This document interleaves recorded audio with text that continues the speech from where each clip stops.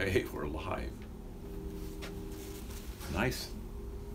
Nice outfit there, Jay. Look at that. Thanks, John.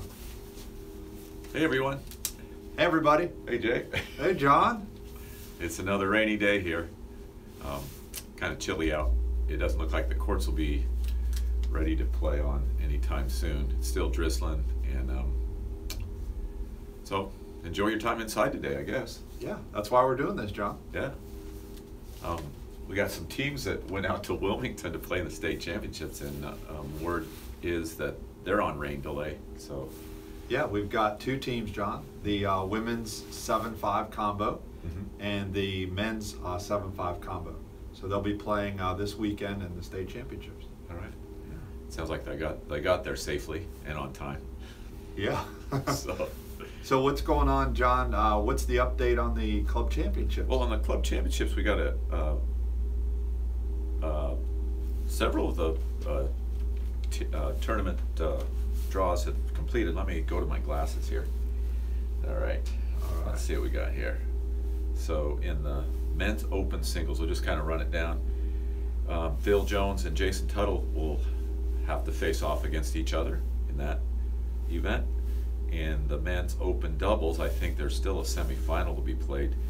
Michael Bradbury and Ben Thompson, I think maybe they're gonna face off against Jason and Greg sometime soon, I hope, and they'll meet Kenny and Brian Rosenthal in the finals. So that should be a fun event.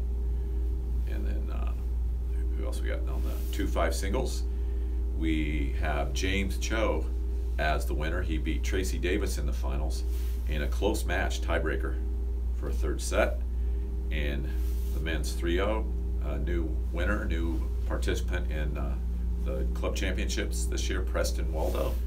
He also played in the mixed finals with his wife, Blair, and they did quite well, losing a close one to Kristen and Jason Fitzgerald, also new to the tournament. So that's great, that 2-5 mixed.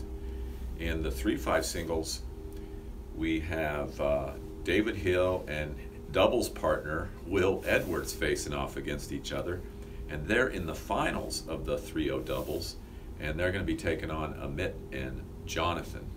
So that's a good one. I think Amit and Jonathan playing some really good tennis. Yeah, that would be a super match. Yeah, and then we go to the mixed 7-0, and we have Christina and John Jenkins take that title. Unfortunately, due to a forfeit, Brian Callengard having a little difficulty with his joints, but they had a good tournament anyway. Christina and John beat Harry and Nancy in the semis, and that was a tiebreak third set, so that's a good one. Yeah. And now we go to women's 2-5 doubles, and Katie Sizemore and Lauren Suggs take that title. And the women's 3-0 doubles, Jennifer Sadowski and Myra Peterson beat Katie and Lauren in the 3-0 doubles, 7-5, 6-1. Close first set, and they ran away with it. In the 2-5 singles, we have Kari and Lisa taking on each other. They had rain out, so they're not going to play until the weather changes. I think tomorrow is their scheduled match. But there you have it, the rundown on the club championships. Thanks for listening.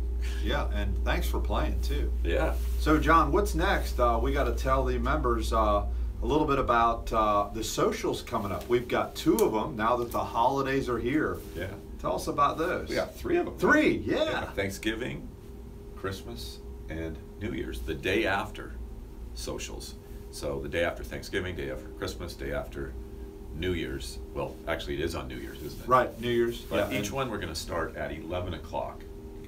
Get a little bit later start, and hopefully that'll be a little bit warmer for us all.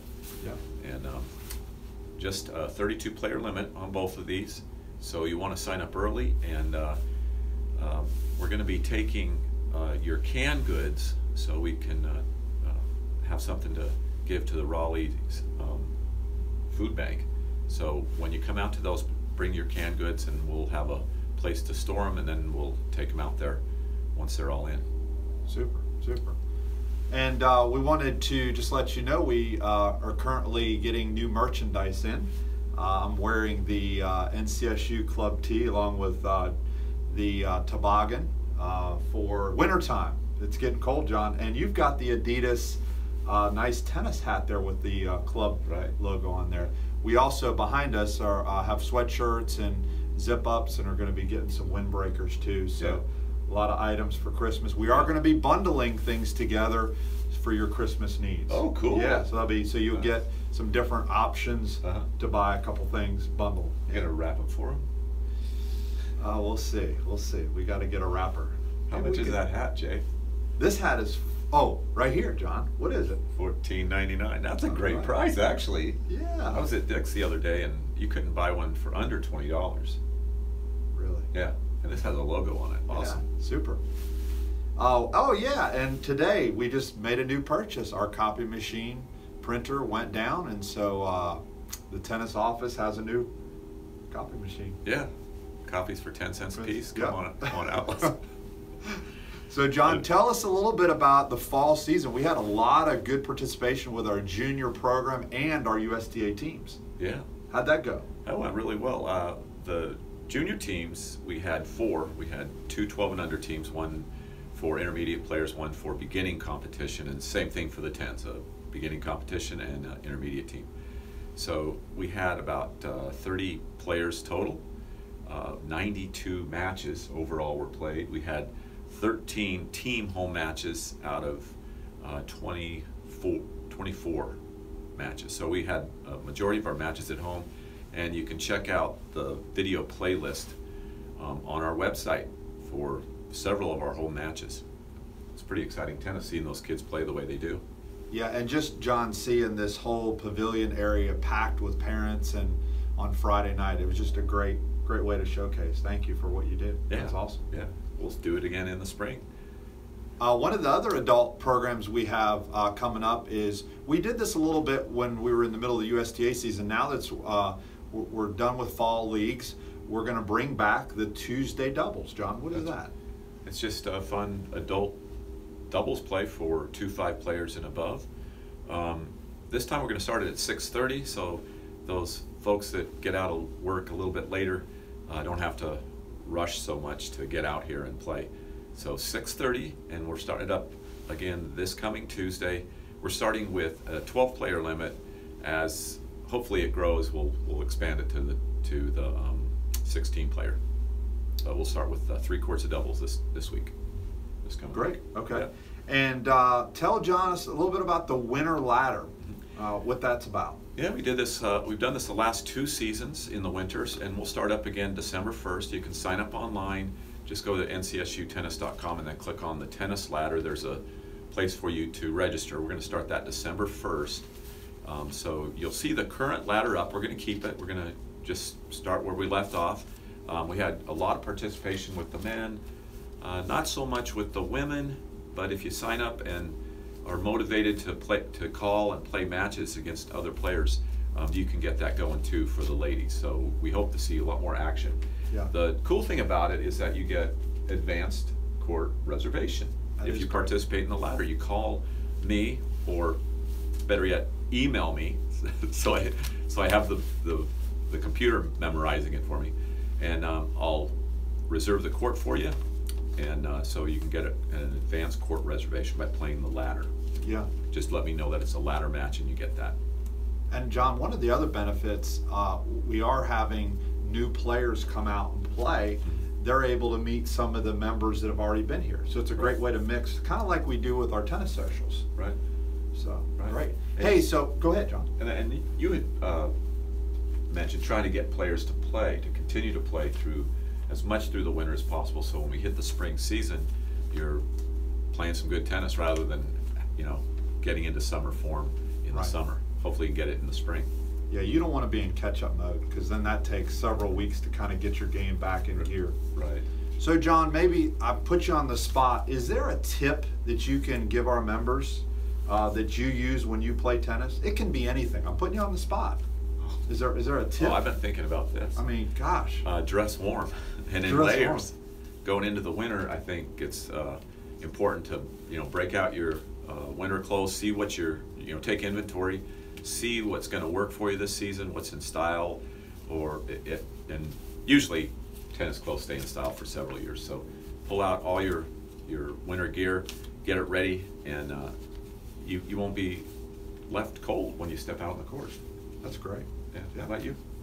What's your favorite? Tip I for would us say today? my tip would be if you're going to schedule a match, make sure you can beat them. No, John. Choose No. your opponents wisely. Yeah. No, I would say I really think this is helpful when players are going out to play. I think it's always good to play a level above you and a level below you. Because when you play a level above you, it does raise your level, makes you do some great things. The good thing about playing a level below you is you've got time to hit your shots. Let's say you're in a lesson working on a volley or an overhead or an approach shot. It's in slower motion. So hopefully this can help you gain confidence. So I like playing a multiple levels. I think that some players, and I know I fell into this before when I was developing my game, was playing a player that you feel you should beat easily and then not performing up to your standards and then being disappointed with your performance and then not wanting to play them anymore. We all face players that we feel like we should beat and we don't, even the pros. Yeah. So playing players that you feel aren't quite as good, like Jay said, you can really work on your game, and it can test your confidence too. Executing under pressure when you think you don't want to lose to this player because what's everybody going to think? But in the long run, it's not really a big deal. No. It's practice. Yeah. Like Allen Iverson used to say. Practice.